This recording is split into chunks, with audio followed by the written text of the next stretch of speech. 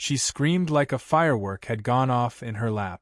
Sparks danced around the side mirrors of her cherry-red Tesla as an electric arc shot from the charging port straight into the air with a crack that echoed off every wall in the cul-de-sac. Her sunglasses flew off, her perfectly styled hair puffed up like she'd been hit with a lightning bolt, and she tumbled backward into a hedge, just as every porch light on the block flickered off in perfect sync. From the safety of my porch, I sipped my coffee, looked down at the switch in my hand, and said to myself, she wanted free power. I gave her the full charge. But to really understand how it got to that moment, you need to go back a week when I first saw the orange extension cord slithering across my lawn like a snake in broad daylight. I had just come back from my morning hike when I noticed something odd. The garage light was on, despite me being the only person home. My curiosity turned into confusion, then into a mix of rage and disbelief as I traced the bright orange extension cord from my outdoor socket, over the trimmed hedge, and right into the charging port of a Tesla Model X parked along my curb. Not even on my driveway. Just parked halfway over the sidewalk like it owned the space. And standing beside it, with a yoga mat under one arm and a smug smile across her overtanned face, was Karen. She waved at me like we were good friends. We weren't. In fact, she'd spent the last 3 months as HOA president making it her life's mission to fine me for everything from leaving my trash bin out 10 minutes late to having weeds that were exactly 1 inch too tall. So I didn't return the wave. I walked straight up and asked her what she thought she was doing. She didn't even flinch.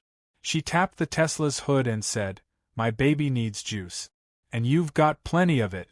You weren't even home. I figured you wouldn't mind. It's not like you're using it." I stood there for a full 5 seconds, trying to process the level of entitlement it took to steal someone's electricity and act like she was doing them a favor. I told her to unplug it immediately. Her smile disappeared as fast as it came. She crossed her arms and said the HOA had recently discussed community resource sharing and that outdoor outlets were technically accessible common asset. I nearly laughed in her face. My outlet, my house, my power bill. But before I could respond, she launched into a tirade about how her Tesla was a statement of environmental justice and how I was clearly someone who didn't care about the future. That evening I got an email from the HOA. Well, from Karen, but stamped with the HOA logo. It said I was being fined for unauthorized modifications to shared property, namely denying access to community green energy incentive. It even had a blurry photo of the outlet with her Tesla plugged in, labeled evidence. That was when I knew this wasn't just an annoying one-time incident. She was escalating it. And I had to be smarter. I called the electric company to check the extra usage. Sure enough, the bill had spiked. 3 days of power siphoned right out of my socket. When I mentioned this to the HOA secretary, she said Karen had pushed a new initiative through last month. An emergency vote passed during a meeting I hadn't even been informed about. It declared that unutilized energy sources could be considered communal. The initiative had passed by a single vote. Karen's. Instead of confronting her again, I did what I do best. I went into my workshop. Before retirement, I'd spent 30 years as an electrical engineer, and when I wasn't working, I was building hobby coils in my basement for local science fairs. Somewhere buried under boxes and dust was the perfect relic for this job, a compact Tesla coil I'd nicknamed Shocky during a failed attempt to make a wireless charger. I wasn't going to hurt anyone. I wasn't that kind of person. But a bright, harmless arc of energy at just the right moment? Something that would knock the smug out of her expression without leaving a scratch? That sounded exactly like justice. I began rewiring the fake outlet the next morning. I placed a dummy plate where the original socket had been, one that linked through a customized transformer and switch relay buried in a garden box. When someone plugged in, the circuit would stay dormant until I manually triggered the coil. From a safe distance, of course. It was all perfectly safe, tested thoroughly in my basement, and monitored with surge protection. The worst that could happen would be a power flicker and a moment of pyrotechnic theater. Meanwhile, Karen wasn't slowing down. She strutted around the block like a solar queen, boasting about her new energy solution and flaunting how she was teaching everyone to embrace greener lifestyles. Her Tesla was parked near my hedge every morning. Sometimes she'd leave a thank you note on my fence that read things like "Appreciate your contribution to clean air." I kept them. Every single one. I knew they'd be useful later. A few neighbors stopped by and asked if I'd really agreed to let Karen charge on my property. When I said no, their eyebrows shot up. Apparently, Karen had told everyone we were collaborating on a new community energy sharing project. One even congratulated me for finally learning to be a team player. I just nodded and smiled, thinking to myself that the team was about to get a hell of a halftime show. By day 4, I was ready. The coil was in place. The safety protocols were tested. All that remained was for Karen to walk into her own trap. And wouldn't you know it, she scheduled an HOA meeting right in her backyard. The flyer read all community members encouraged to attend, environmental progress update and celebration. I didn't RSVP. I didn't need to. I had a front row seat from my porch. That evening, as neighbors trickled into her yard with folding chairs and sparkling water bottles, I saw Karen wheel her Tesla up and plug it into my outlet, wearing a sash that literally read Energy Queen. I waited for her to walk away. Then I waited 10 more seconds. I flipped the switch. The effect was instantaneous and glorious. The Tesla's body glowed for half a second, then lightning crackled from the charging port like a scene out of a mad scientist movie. Karen shrieked like someone had popped a balloon behind her and spun around so fast she lost a shoe. As she stumbled backward, she knocked over her lemonade table, clipped a garden gnome, and landed face-first in her own rose bush. Porch lights dimmed across the block. People gasped, phones came out. I stepped outside, holding my coffee, and said loudly, "Guess she got a little extra spark." The laughter started slow, then spread like wildfire. Karen was up and yelling within seconds, but the damage was done. The queen had lost her crown. And the game had just begun. The morning after the Tesla coil incident, my phone buzzed non-stop. Apparently, someone had uploaded the electrifying moment to a neighborhood group chat, and by sunrise, it had already been reposted on 2 HOA meme pages. The clip didn't capture everything, just the zap, Karen's scream, and her flying into the rosebush like a cartoon character. But that was enough. The rest traveled by word of mouth, and by noon, everyone from 3 blocks over was whispering about it like it was a suburban myth. Meanwhile, I played it cool. I spent the day trimming my hedges and watering the flowers, pretending I hadn't been the conductor of the most shocking HOA moment in recent history. Karen, on the other hand, was nowhere to be seen. Her Tesla remained parked at the edge of her lawn, unplugged and suspiciously covered with a tarp like she was hiding a crime scene. The once proud vehicle that used to gleam in the sunlight now sat in shame. It was poetic. For the first time in months, I didn't get a passive-aggressive HOA notice taped to my mailbox. No mysterious fines for yard gnomes or wind chimes. It was almost too quiet. Which, of course, meant something was brewing. Sure enough, around 3 p.m., I got a knock on the door. Not a polite one, either. It was the kind of knock that suggested someone thought they were holding a warrant. I opened it to find Karen standing there, holding a clipboard and wearing mirrored sunglasses that reflected the look of disbelief on my own face. Her usual smirk was gone, replaced with tight lips and a forced sense of calm that made her look like she was one missed latte away from screaming. She handed me a letter printed on HOA letterhead, complete with her signature and the HOA seal. According to the document, I was now under temporary investigation for endangering neighborhood safety and engaging in unauthorized electrical retaliation. I read it slowly, twice, and then looked up. She told me I had until the next HOA meeting, 3 days from now, to present my defense or face removal from the Community Energy Compliance List. I asked her what that meant. She said I'd be banned from installing solar, battery storage, or anything more advanced than a flashlight, without full HOA approval. She said it like it was a death sentence. I said I'd be sure to bring a flashlight to the hearing. She left without another word, and I knew then that she wasn't finished. Not by a long shot. I went inside, pulled up the document on my computer, and started reading it line by line. It was riddled with vague language and loopholes. It wasn't real law, it was Karen law. She'd created a fake committee on energy sharing and stacked it with her loyalists. I recognized two names from HOA meetings. They were the kind of people who complained when someone's dog barked twice before 8 a.m. I didn't have time to waste. I needed to act fast, and I needed to be smart. I reached out to a neighbor named Denise, who used to serve on the HOA before resigning after a heated argument with Karen over flagpole height. Denise had a memory like a steel trap and a filing cabinet full of HOA meeting notes.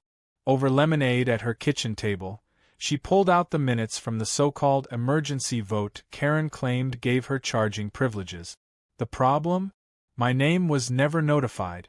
Legally, all residents must be informed 48 hours in advance for any vote affecting property right. Karen had skipped that part. Sloppy. Denise also pointed out that Karen had reworded the proposal after the vote had taken place. The original was about encouraging solar panels, not giving electric cars the right to siphon other people's energy. That amendment had never gone through a second vote. It was all smoke and mirrors. And now I had the match to burn it down. I spent the next day preparing. I wasn't just going to show up at that HOA meeting with a defense. I was going to dismantle Karen's entire power play with receipts, footage, and witness testimony. I backed up every video clip, every photo, every note. I even printed copies of the so-called thank you notes she left on my fence. I labeled them evidence of prior knowledge and intent. Her handwriting was unmistakable. The day before the meeting, I noticed Karen back at her usual game. She was walking from door to door with a clipboard again, this time chatting up neighbors and likely trying to spin her version of events. I overheard her from behind a closed window telling someone I had set a trap because I hated electric vehicles. She was building a narrative. Villain versus savior. In her version, I was some bitter old man who couldn't handle progress. But then something happened she didn't expect. One of the neighbors she spoke to, Martha, an older woman who rarely left her porch, called me over later that evening. She handed me a slip of paper with Karen's handwritten notes from her conversation, which Martha had sneakily jotted down. On it were phrases like, exaggerate damage, mention fire risk, and say he's anti-environment. It was gold. Not legally binding, but powerful in front of a neighborhood crowd. By the time the HOA meeting rolled around, the room was packed. It wasn't usually like that. Normally, these things had 6 attendees and a tray of dry cookies. This time, there were nearly 40 people squeezed into folding chairs in Karen's oversized garage. The moment I stepped inside, all eyes were on me. Karen stood at the front beside a projector screen and a whiteboard filled with buzzwords. Safety hazard, community concern, energy violation.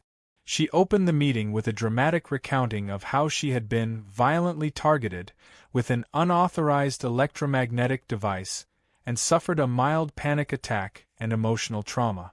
She played the viral clip but muted the audio. Without the laughter and context, it looked almost believable. She turned to me and said I had 5 minutes to respond. I took out a folder and handed copies of the HOA minutes, photos, and notes to everyone in the front row. Then I pulled out my laptop, connected it to the projector, and played the unedited footage, complete with the audio of her gloating and the switch I flipped from my port. Laughter broke out again, louder this time. Karen's face flushed red. Then I dropped the bomb. Denise stood up and read the original meeting notes, followed by Martha reading Karen's handwritten scheme. The room shifted. Her loyalists tried to argue, but they had nothing. Her fake committee was dissolved on the spot. A vote was called. By a margin of 32-3, Karen was stripped of her presidency. The 3 votes in her favor? Her husband, and one guy who left halfway through and didn't realize what he voted for. She stormed out before the meeting even ended, knocking over a tray of cookies on her way out.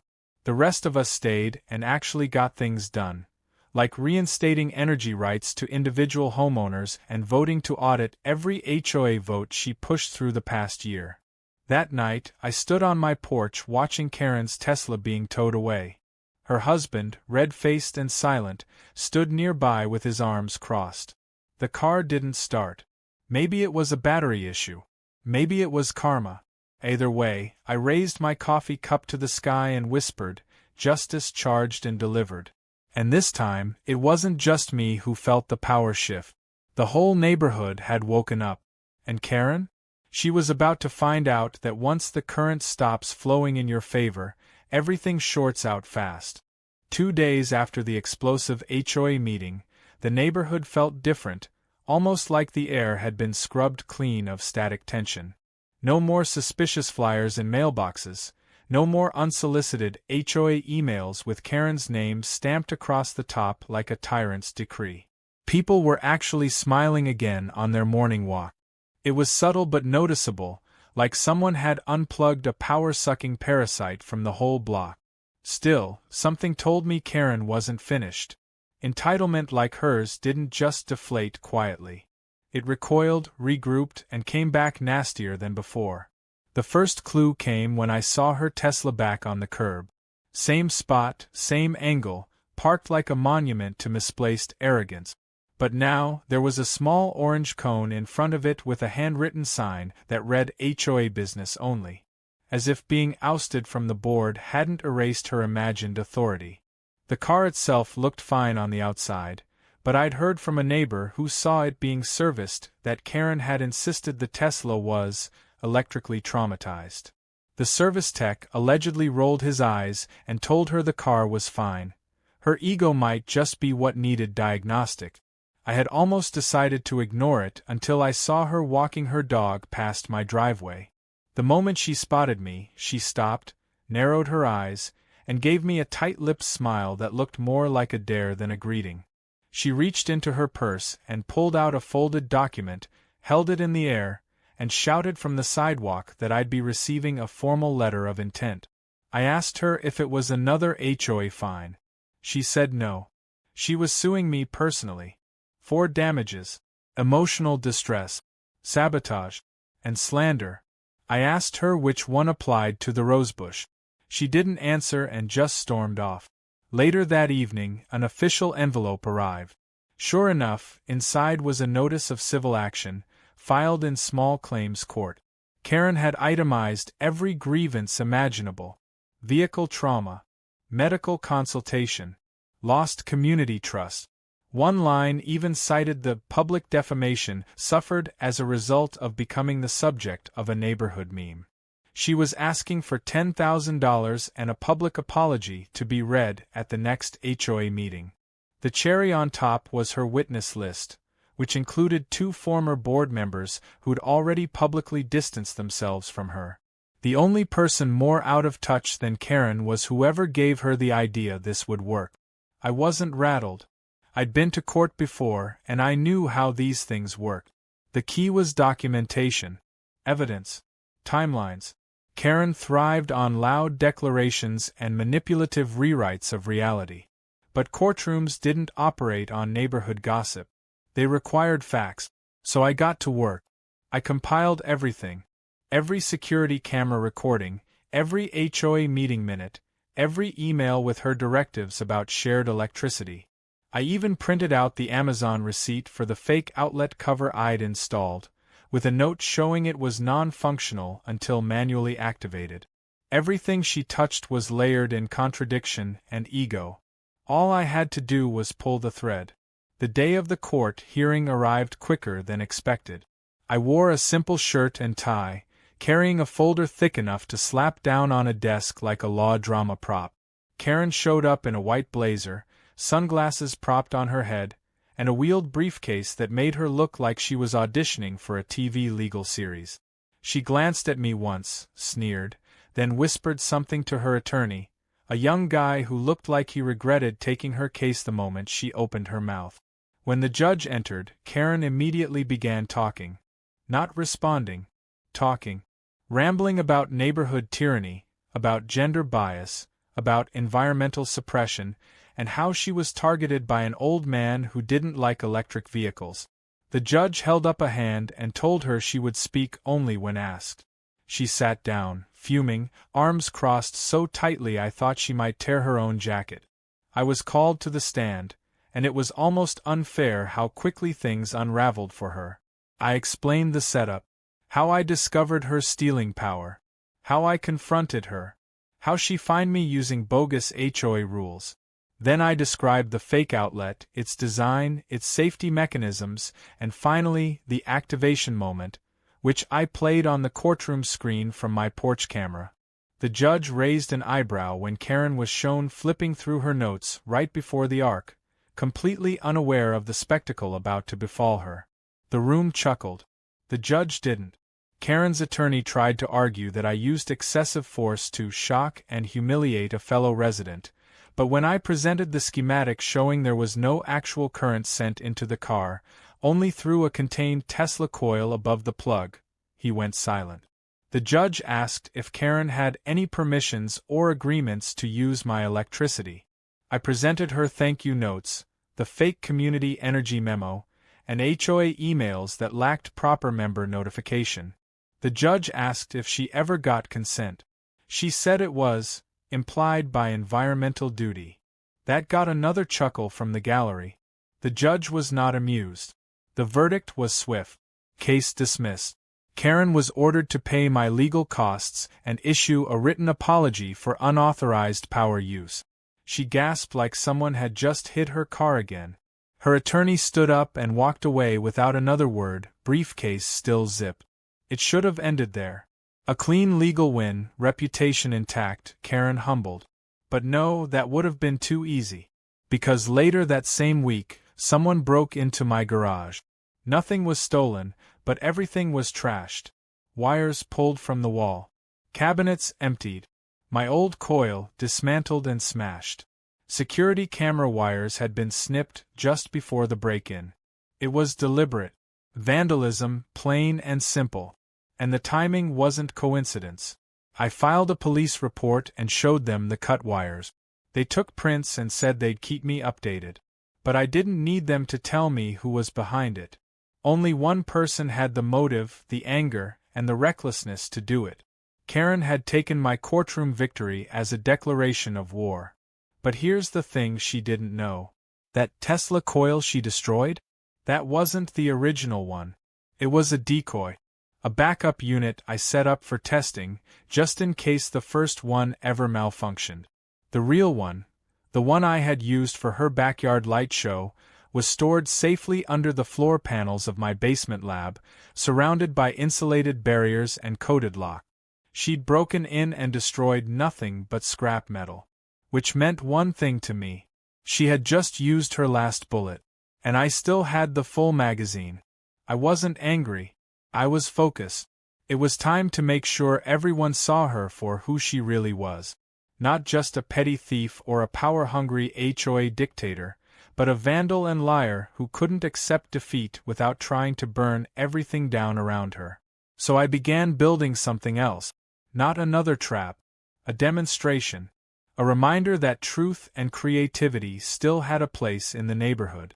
And this time, I wasn't going to flip the switch in secret. No, the next show would be public. Very public. The invitation went out in a flyer printed on thick glossy paper and slipped into every mailbox in the neighborhood.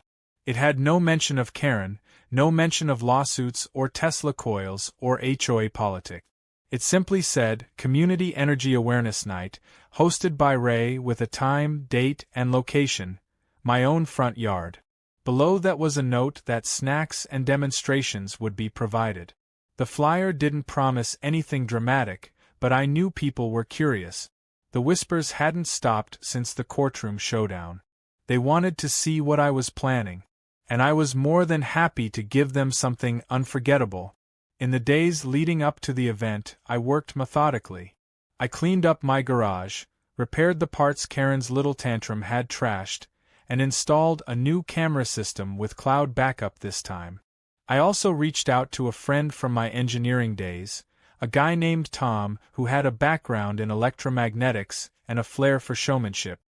He agreed to help set up the demonstration, and he even offered to bring a few of his toys: modified coils, plasma arcs, and a high-voltage violin that made sound using electrical discharge.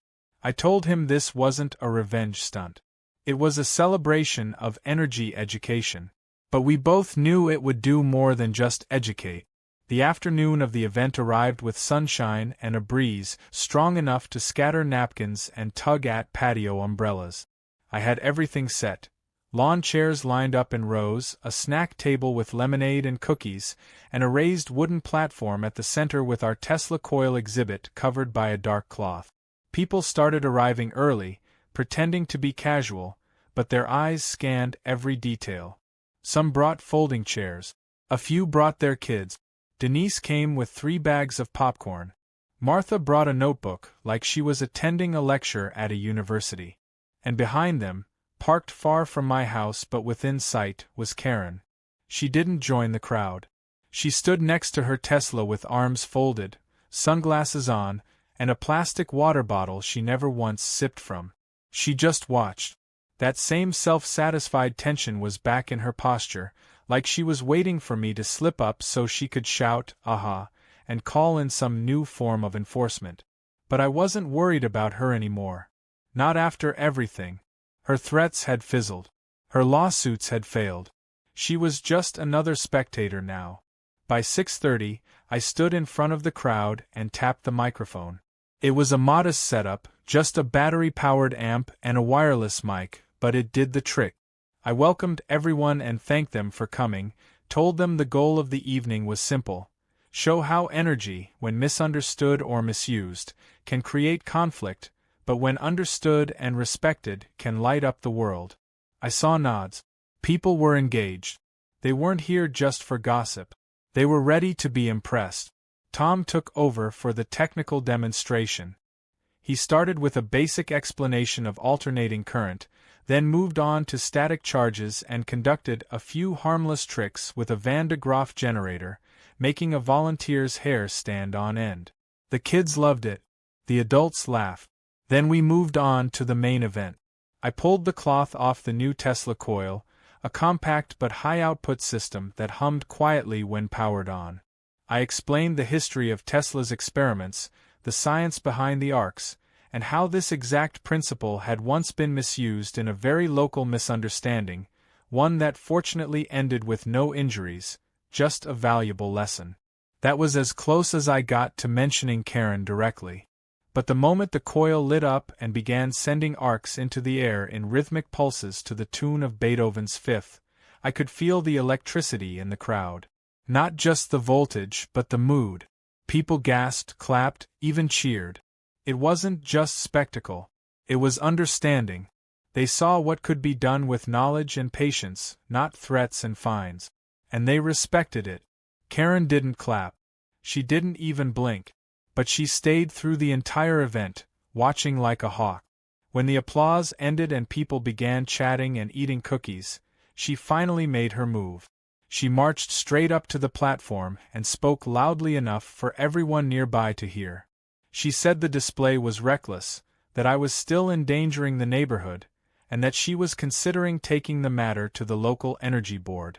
I calmly told her everything had been cleared through safety regulations, and offered her a printed copy of the permits and inspection approvals. She slapped it out of my hand. For a moment the whole crowd went quiet. Her outburst was too much. She tried to salvage it by claiming the event was a disguised smear campaign against her, but the looks on people's faces told her that narrative wasn't sticking anymore. One man near the front, someone I didn't know well, finally said what half the neighborhood had likely been thinking. He asked Karen if she was still pretending to be in charge of things she no longer had any say in. A few people chuckled. Another woman muttered that she'd bring popcorn next time Karen went off. Karen turned bright red, and for once, she didn't have a snappy retort. She turned on her heel and stormed back toward her Tesla, but instead of getting in, she stopped and stood there, almost paralyzed. Her car wasn't charging. Of course it wasn't.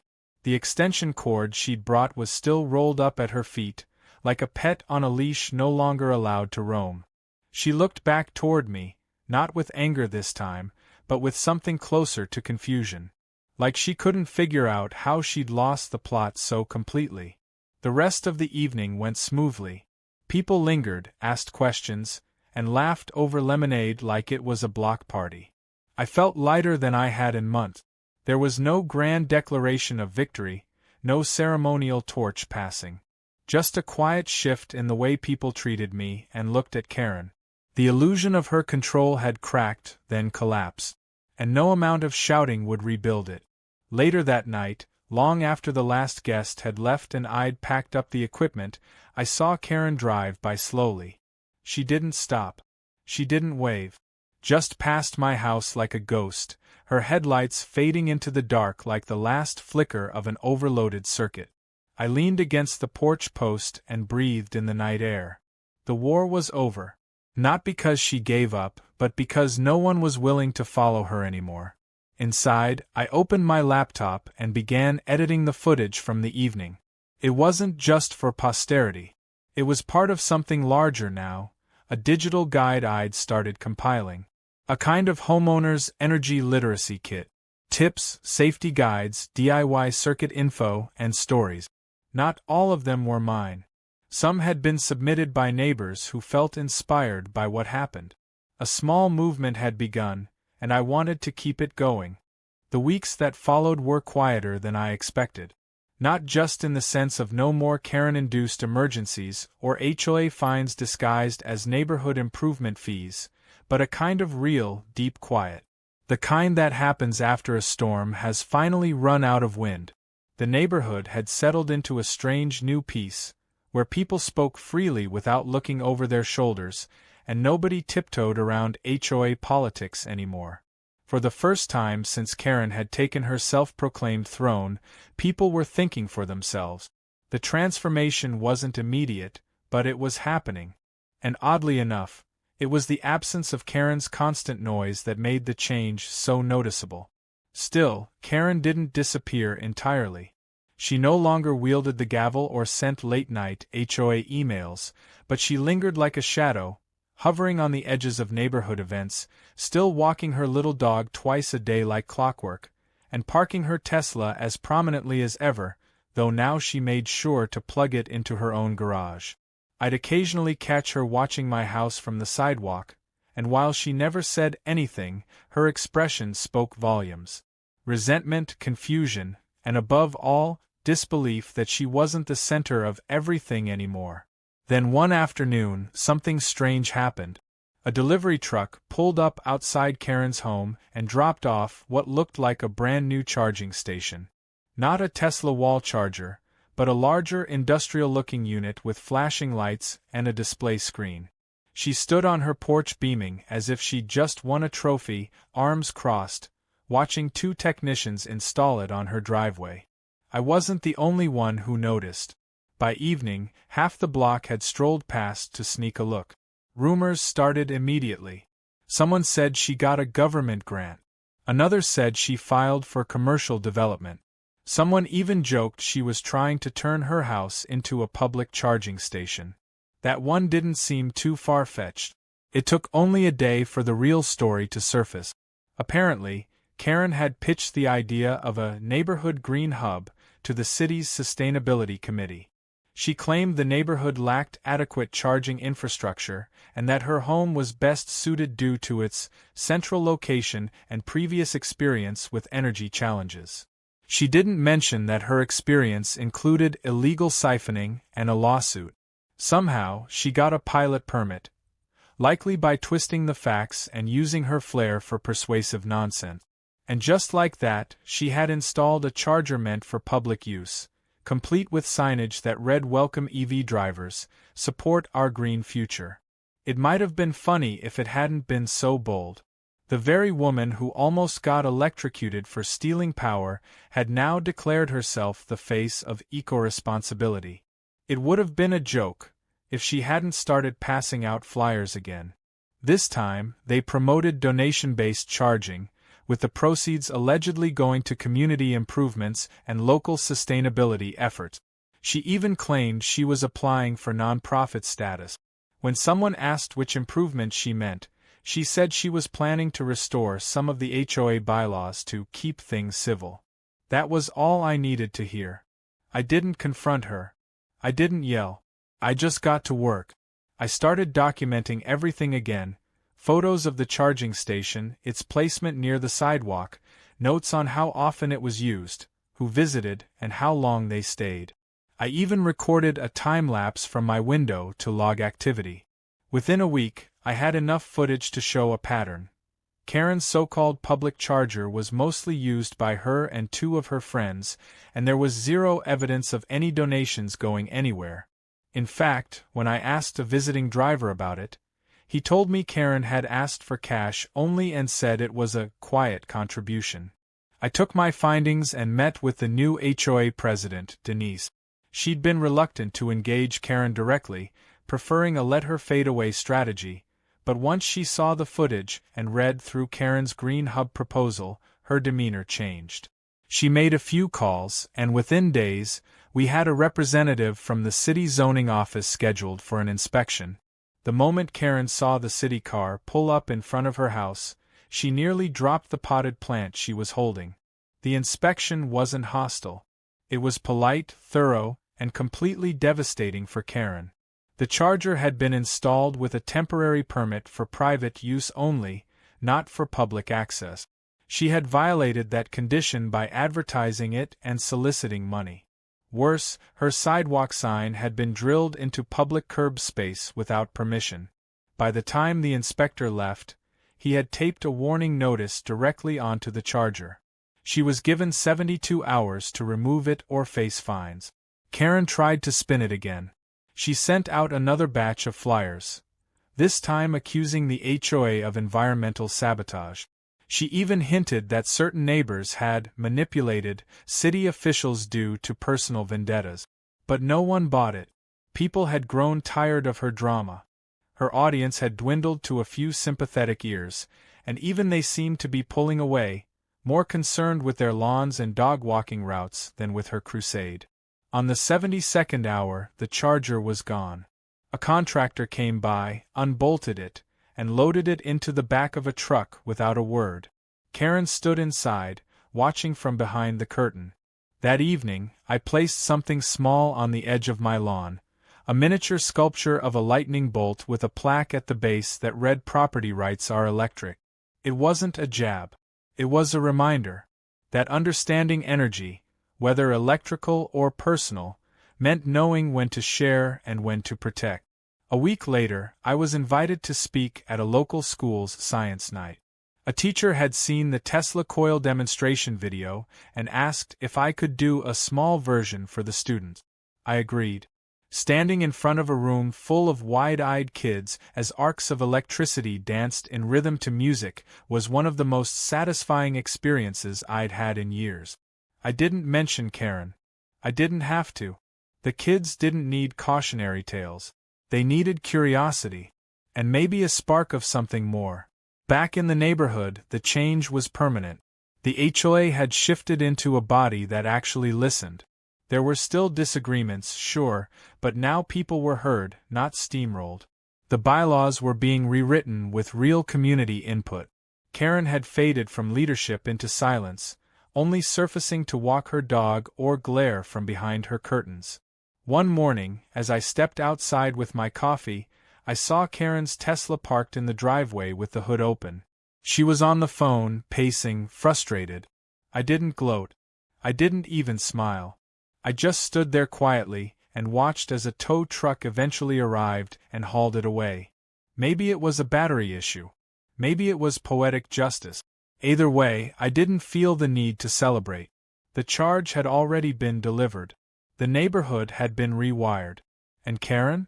She had been UMP.